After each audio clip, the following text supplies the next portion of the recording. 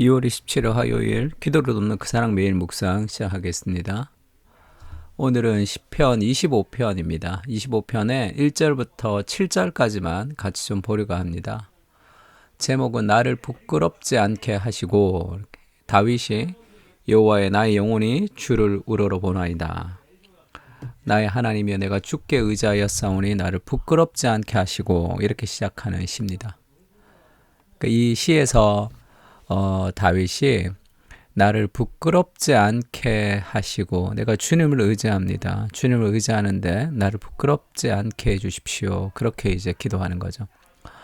말씀을 따라 살아갈 때, 지금 말씀을 따라 살아가는 삶을 이렇게 계속 이야기하고 있는데, 말씀을 따라 살아갈 때 우리가 부끄러울 때가 있어요. 왜냐하면 많은 사람들이 말씀을 따라 살지 않는 시대를 우리가 살아가거든요. 결혼에 대한 이야기들, 또 재정에 대한 이야기들, 아이들의 교육에 대한 이야기들, 그런 것들이 세상 사람들이 이야기하는 것과 말씀을 따라서 살아가는 우리랑은 좀 다릅니다. 그것이. 근데 지금은 말씀을 따라 살아가는 게 좀 바보 같은 그렇게 이제 생각이 되는 시대를 살아가는 거죠. 그래서 우리가 말씀을 따라 살아가는 것이 힘든 시대가 되었습니다.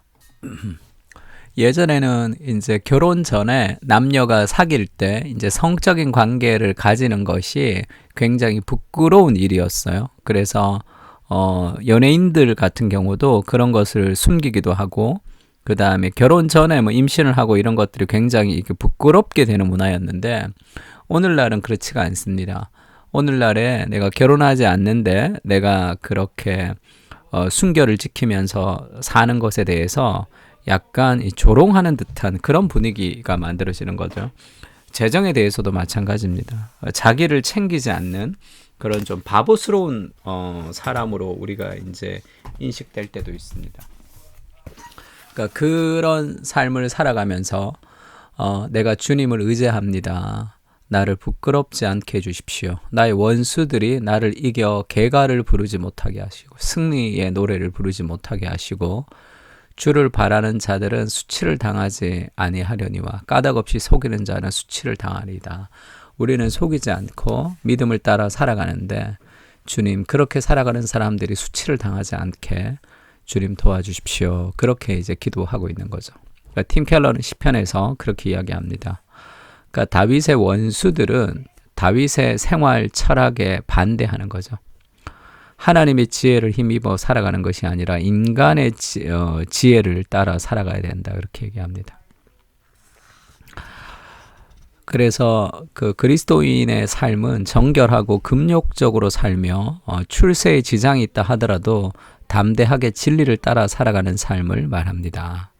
한마디로 세상에서 보기에는 어리석기 짝이 없는 생활을 가리킵니다. 그러나 끝내 믿음을 따라 살아갈 때 부끄러움을 당하지 않을 것이다. 지금 그렇게 다윗이 이제 우리에게 알려주고 고백하고 있는 거죠. 힘들지만 말씀을 따라 살아가라. 힘들지만 믿음을 따라 살아가라. 다른 사람이 다 그렇게 살지만 우리가 믿음을 따라 살아갈 때 그것이 수치를 당하지 않을 것이다. 그것이 결국 아름답게 열매 맺을 것이다. 그렇게 이야기하고 있습니다. 디모데후서 3장 12절에도 이런 말씀이 있죠. 무릇 그리스도 예수 안에서 경건하게 살고자 하는 자는 박해를 받습니다. 왜냐하면 세상의 문화와 우리는 다른 방식으로 살아가기 때문에 그게 잘 맞지 않을 때가 있어요. 쉽게 사람들을 속이기도 하고 쉽게 생각하는 경우가 있죠. 그러나 우리는 그것이 하나님 앞에 바르지 않기 때문에 그렇습니다. 그래서 내가 이것이 죄가 되느냐 죄가 되지 않느냐의 기준이 아니라 이것이 하나님이 기뻐하시냐 기뻐하시지 않느냐의 그 기준을 가지고 우리가 선택하고 판단할 때 우리가 더 다른 삶을 살아갈 수 있는 거죠. 하나님, 세상의 방식이 아닌 하나님의 방식으로 살아가려니 너무 힘듭니다. 그러나 그 방식을 따라 살아갈 때 승리할 수 있게 해주십시오. 기도할 수 있습니다. 또 그렇게 말씀을 따라서 살아갈 때 그 4절에 보면 여호와여 주의 도를 내게 보이시고 주의 길을 내게 가르치소서. 하나님의 말씀을 따라 살고 싶은 거죠. 주의 진리로 나를 지도하시고 교훈하소서. 주는 내 구원의 하나님이시니 내가 종일 주를 기다리나이다. 그리고 그 하나님의 말씀을 읽으면서 하나님의 성품과 연결돼야 된다. 그런 얘기 계속하죠. 여호와여 주의 긍휼하심과 인자하심이 영원부터 있었사오니. 그러니까 그 하나님의 말씀 속에서 하나님의 긍휼 그리고 하나님의 인자하심을 경험하는 거죠.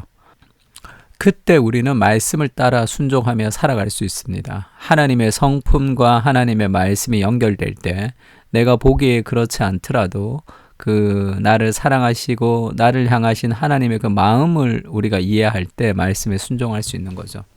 하나님의 말씀을 내게 보여주십시오. 말씀을 따라 살아갈 때 그것이 그냥 공자왈 맹자왈 같은 어떤 죽은 교훈이 되어서 그 교훈에 내 삶을 맞추는 것이 아니라 살아계신 하나님의 인격을 경험해서 하나님의 사랑과 하나님의 긍휼하심을 말씀을 통해서 경험하면서 우리가 그분을 따라 살아가는 거죠. 여호와여 내 젊은 시절의 죄와 허물을 기억하지 마시고 주의 인자하심을 따라 주께서 나를 기억하시되 주의 선하심으로 하옵소서. 우리가 여러 가지 죄와 허물이 있지만 그것을 기억하지 마시고 주의 인자하심으로 나를 기억해 주십시오. 그러니까 나의 죄와 허물이 있지만 그리스도를 통해서 하나님 우리를 기억되시는 그런 은혜가 우리에게도 있는 것이죠.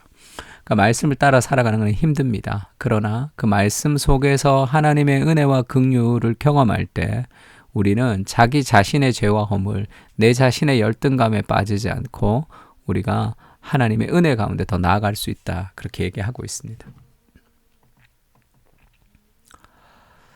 그러니까 우리가 말씀을 따라 살아가는 삶의 모습이 좀 필요하죠.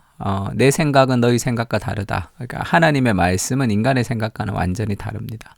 하늘이 땅보다 높은 같이 내 길은 너희 길보다 높으며 내 생각은 너희 생각보다 높다. 그러니까 내가 판단하는 판단보다 말씀을 따라 살아가는 것이 반드시 더 바른 길이 되는 거죠.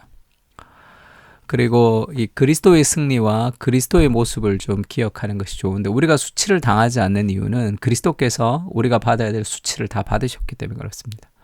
그래서 우리의 실패와 저주와 우리의 우리의 실패가 우리를 절망시키지 못하는 것은 모든 우리의 부끄러움을 그리스도께서 다 가져가신 것이죠. 그리고 시편은 그리스도의 기도다 이렇게 얘기했죠. 그래서 지금 이런 표현들 있죠. 여호와여 내 젊은 시절의 죄와 허물을 기억하지 마시고 할 때 그리스도가 죄와 허물이 없으신 그리스도께서 하나님 앞에 시편 25편을 기도했다면 죄가 없는데 어떻게 여호와여 내 젊은 시절의 죄와 허물을 기억하지 마시고 그렇게 이제 이야기할 수 있냐는 거죠. 예수님이. 이것은 그리스도 자신의 죄가 아니라 그리스도가 우리의 죄를 대신해서 기도하시는 우리를 대표한 새 이스라엘로 우리를 대표해서 기도하시는 기도다. 그렇게 이해하면 될 것 같습니다. 예수님이 세례를 받지 않으셔도 죄가 있는 사람만 세례를 받으니까 죄가 있는 예수님이 세례를 받으신 이유가 뭡니까? 우리를 대신해서 세례를 받으신 거죠.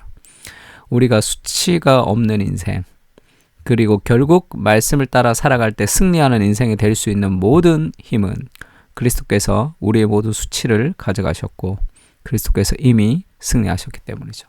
그 그리스도의 승리를 기억하면서 우리가 이 시편 25편 7절까지 같이 한번 더 기도하면 좋을 것 같습니다.